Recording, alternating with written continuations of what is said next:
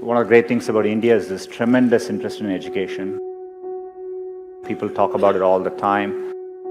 Most parents aspire for this for their children. And so I think it's a great foundation we have as a country. In my experience growing up here, I think there's a lot of emphasis on spending time on the books and learning things academically. I think there's a lot of pressure to follow set lanes throughout your career. You're in high school, you're thinking about college. A lot of times when I was younger, people would say, this person didn't get into this college or something, and that's the end of the road. I mean, life is so different from that. I get surprised people start preparing for IIT in their 8th grades. That's a bit shocking to me. I get very surprised people come to IITs and immediately they are thinking about IIMs and so on.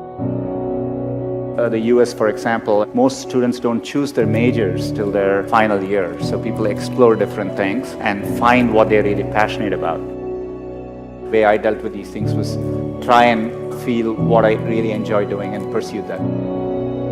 I would do what feels something like you like spending time on. I would use that as a yardstick and not feel the pressure to do what others are telling you to do. I've always wanted to work on computing, build computing products.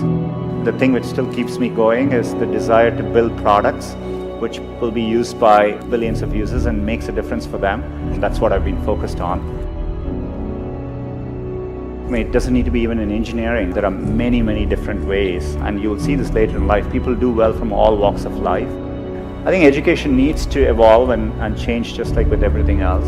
Getting into an elite institution doesn't guarantee success. It matters a lot, but it doesn't guarantee success. I would like to see people value creativity, value experience of doing things, taking risks. It is important to be well-rounded.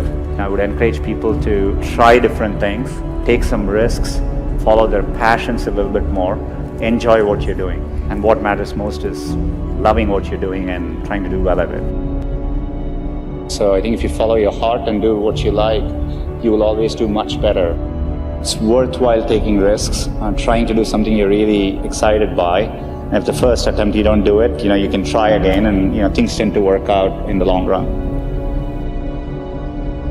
If you work on really difficult things, you're better off because you have no competition. Others aren't working on that difficult a problem. Even if you fail, you end up doing something great in the process. You want to aim high enough that you fail a few times. I think that's the natural part of the process. Setbacks actually don't matter. In Silicon Valley, part of the reason so many people start up a company is starting up a company and even having failed, you can wear it like a badge of honor. And I think that's important. Culturally, risk is rewarded.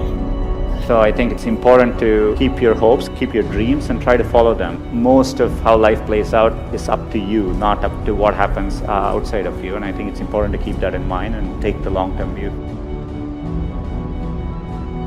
Some point in your life, you have to work with people where you feel a bit insecure, because that means you're working with people who are better than you and who are pushing you. If you actually feel very secure in what you do, it means you're doing something comfortable and you're not pushing yourself. There are many, many times I've felt working with people in a group, am I doing enough? These people seem much better than me, and I think it's an inherent part of learning. And as a leader, I think it's really important to build organizations where people actually want to work together and trusting them to doing the right thing. And as a leader, it's less about trying to be successful and more about to make those people successful. I'm absolutely, with full certainty convinced that India will be a global player in the digital economy, and it'll be competitive with any country in the world.